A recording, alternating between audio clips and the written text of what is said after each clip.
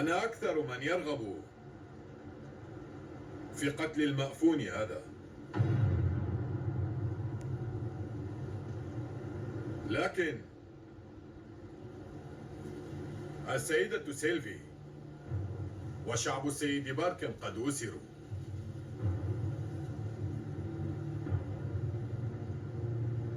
إن تأذت بسبب هذا الكلب شعرة واحدة من إخوتنا الموجودين هناك، فلن يكون ضميري مرتاحا. قولوا أنتم الآن، إن قتلوا الأهالي بسبب هذا الكافر الوضيع، هل ستنامون وضمائركم مرتاحة؟ قولوا لنرى.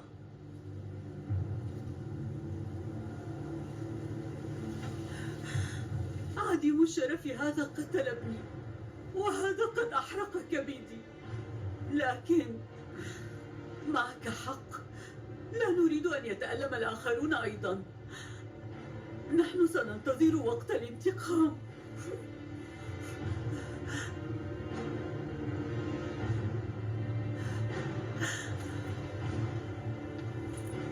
لا تقلقي أبدا،